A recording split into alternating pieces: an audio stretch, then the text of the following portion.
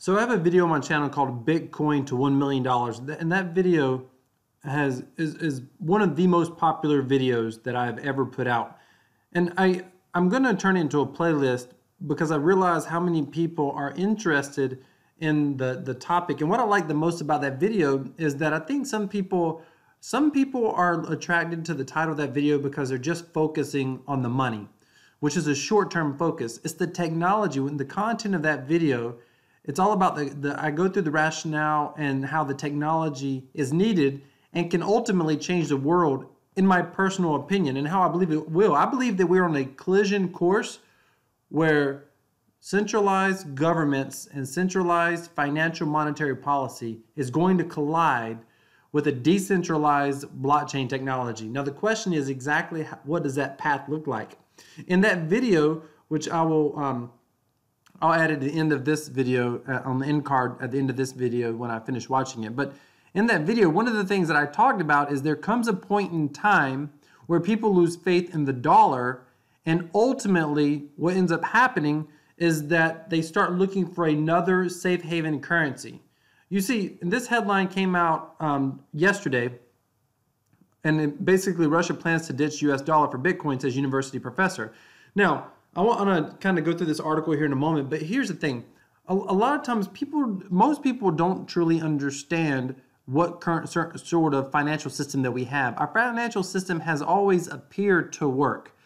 The reality is it's worked against us. And I'm going to do a video on this, but I'll go ahead and mention it here. For example, one of the things that's always contested, is being contested right now big time, was that, $5 billion for a wall, 5.7, I think he said, $billion for a wall on the Mexico border. And, you hear Democrats arguing right now that, oh, we can't afford it. We don't need to spend money that way. There's a better use of the money. And then, of all people, typically the Democratic Party is not the one to argue for fiscal responsibility, but that's how it works. And then, of course, when the Democrats were in power, but it didn't look like that wall was going to pass, a lot of the leading Democrats were agreeing, yes, we should have a wall. Chuck Schumer, there's video clips of Chuck Schumer saying that we should have a wall on the southern border, even though right now he's against it. And what I'm trying to point out to you is that our current monetary and financial system is being totally manipulated. It's being totally rigged. If they were really concerned about almost $6 billion, if that was really the concern, then why is the U.S. national debt growing at a rate of $3.8 billion per day? Our national debt is growing at about $45,000 per second. $45,000 per second. Think about that. In less than 20 days, our government will go into more debt than the entire current market capitalization of Bitcoin. And if you don't believe me, you can check it out here.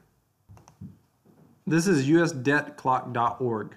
So it's important that you understand the current financial system that we're in. And once you understand that, you realize that there's no way that we're going to be able to pay off this debt ever.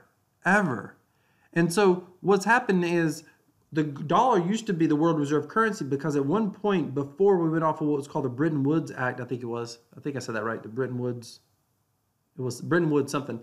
We went off the gold standard basically. Up until then, and that was in the 70s, I believe, up until then, every dollar was backed by a certain amount of gold. So it had the full faith and credit of nations around the world. And even when the US dollar went off of the gold standard, it was thought up until that point, we were one of the largest lending nations in the world. In other words, we didn't borrow money from people, we lent money to them, and they paid us back with interest. After we went off the gold standard, we started becoming one of the biggest borrowers in the world, to the extent that right now, our national debt, we spend about $3.8 billion a day in debt. We go into debt further, about $3.8 billion per day. There's literally no way to pay that off. Literally no way to pay that off. The only reason we've gone into that much debt is because because the dollar is the world reserve currency, we repay back our debts in dollars. So through the Federal Reserve System, we're able to our government basically prints more dollars. And all that does is devalue the US dollar. So governments that hold dollars, it's a bit of a concern that they hold those dollars because their dollars are getting devalued literally by the day. So this article here, I think is primarily speculation. Russia plans to ditch US dollar for Bitcoin. Let's go through this a little bit. A Russian university lecturer with ties to the government says the Kremlin will soon begin investing massively in Bitcoin as a way of avoiding US sanctions, a move that could happen in a matter of weeks. I think this is pure speculation, and I don't think it's going to happen. I mean, this is just one of those sensational articles. I genuinely believe it is sensational. However, I do think that we're moving in this direction. The fact that these articles are even getting written is a really big deal. The moment that because I think what this is going to do is it's going to kick off the U.S. Hopefully, it kicks off the U.S. government starting to buy Bitcoin. Hopefully, our government doesn't get left behind in this space. But Russia to buy digital gold. Speaking exclusive to Mickey Vlad, however you say that, of the Russian Presidential Academy of National Economy and Public Administration, believes new U.S. sanctions will push the Kremlin into diversifying its cash reserves into Bitcoin. Ginkgo, who has ties with the government going back more than 20 years, says the move will happen in a matter of weeks. Ginkgo has in recent times appeared on various Russian media platforms clamoring for the adoption of Bitcoin as a haven asset. Commenting on the issue, Ginkgo says U.S. sanctions may be mitigated only through Bitcoin use because of U.S. sanctions. Russia's elite is forced to dump U.S. assets and U.S. dollars and invest hugely into Bitcoins. The Central Bank of Russia sits on 466 billion of reserves, many of which are in U.S. dollars, and has to diversify in case there are limited opportunities to do it in the future, cutting dollar dependence amid new U.S. sanctions. Along with China, Iran, and Venezuela, Russia is exploring ways to reduce its U.S. dollar dependence. Back in November 2018, Russian President Vladimir Putin declared that in the wake of new sanctions, the country had no choice but to cut down its use of the dollar in international trade. At the time, President Putin said, "We have no goal of moving away from the dollar. It's the dollar that's moving away from us." Those making such decisions are not shooting themselves in the foot, but somewhere more delicate, further up the body. According to Ginkgo, the Kremlin will, beginning in February 2018, look for ways to diversify its reserves. Ginkgo has in recent times appeared on various Russian media platforms clamoring for the adoption of Bitcoin as a haven asset. If the Russian government and the elite class invest massively in Bitcoin, the price of the asset could experience a sudden upward surge. Such a situation occurred in 2018 when wealthy Chinese citizens reportedly moved money into Bitcoin in the wake of an accelerated currency devaluation by Beijing. This occurred, and what Beijing did was they started making it difficult to. I don't know if it's illegal to have Bitcoin. I don't think they've went that far because that's almost impossible to enforce. But they definitely have made it pretty illegal. I mean, there's not many exchanges in China right now, as far as I know. And I think it's kind of rich right now what Russia is saying, and I'll explain that as we finish up the article. Meanwhile, the Kremlin has been stockpiling up on non-digital gold as a shield against economic sanctions. Reports indicate the government is selling U.S. government debt in exchange for precious metals. By August 2018, Russia has already tripled its gold reserve as it gears up for renewed economic tussles with the U.S. Such is the extent of Russia's gold gobbling that global gold purchasing figures reached a 3-year high in November 2018. The Kremlin is also pursuing closer economic ties with China to create a new payment system independent of the dollar. Will massive Bitcoin investment by the Kremlin lead to any surge in the price of Bitcoin? Let us know your thoughts in the comment below. Absolutely. Let me tell you, if this is in fact correct, then it will absolutely, depending on how much they buy, but it should absolutely lead to a surge in Bitcoin. However, I think it's important to understand that the reason governments are not fans of Bitcoin, the reason governments don't support Bitcoin is because they want to have control. Russia absolutely likes to control its monetary policy. So I do not see Russia encouraging its citizens to go into Bitcoin. I think it's more likely that Russia would create their own digital currency. I see this, if this indeed happens, I see it playing out a few ways. Well, first of all, the first most likely scenario, I don't think this is real news. Not yet, anyway. I could be wrong, but I don't think that it is. If it is real news, then there's a couple scenarios. One is Russia quietly starts buying up gold. But if not gold, they're already buying up gold. They start buying up Bitcoin.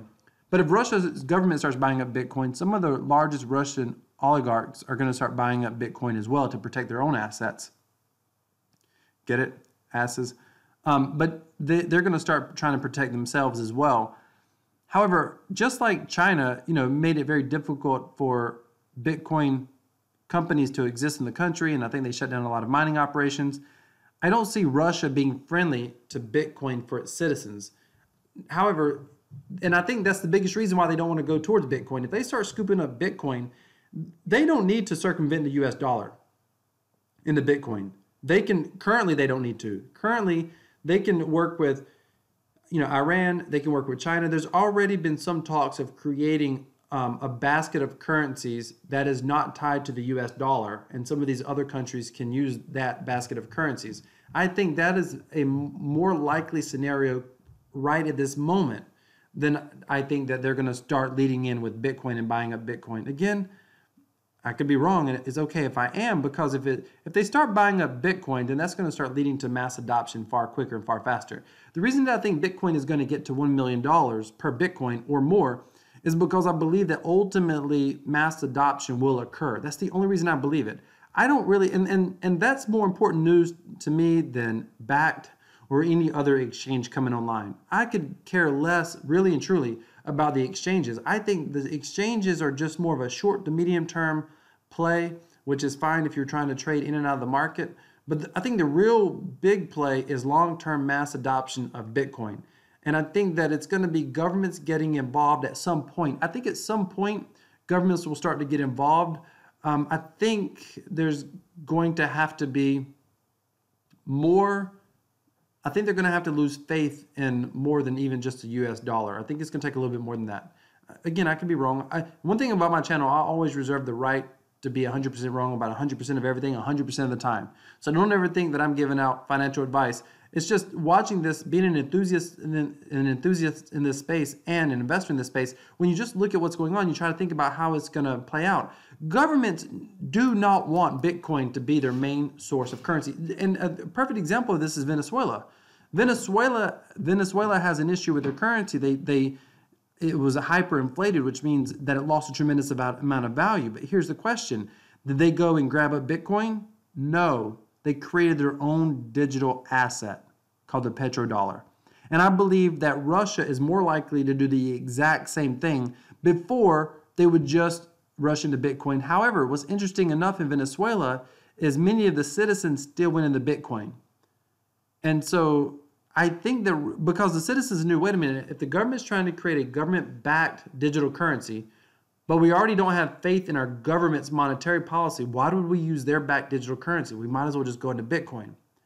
So I think that's going to be a sign for other governments. Be very careful before you go into a digital currency, even if it's one that is centralized with a government-backed blockchain, because that's going to signal to your citizens that it's okay to go into Bitcoin or decentralized currency. And so I don't think yet that that Russia's going in that direction. Although it's going to be fascinating. I do believe ultimately it's going to happen. I just don't know exactly when. I don't have a crystal ball to figure that out. But that's why I kind of dollar cost average and continue to pick up Bitcoin. Every time there's a pullback in the market that's about a week or 2 weeks apart, I make a Bitcoin purchase. I'm hodling Bitcoin for the long term. On my channel, you'll hear me talk about a lot of things. I'll talk about earning passive income with the CryptoTab browser, and I've got links in my description to that. And I talk about proof of weak hands all the time. And the subscribers to my channel, some of the people who hit the bell notification icon, they see me put out videos about what's going on with things like Tron and what's going on with Ethereum Classic and Ethereum. But by and large, although I love to earn passive cryptocurrency, without question, my primary crypto is Bitcoin. I am pretty much, for the most part, a Bitcoin maximalist. I'm about 70%, 80% Bitcoin maximalist. I don't see anything even coming close currently. The top Bitcoin, I believe the number one greatest use of blockchain technology is currency first and foremost. That is my personal opinion.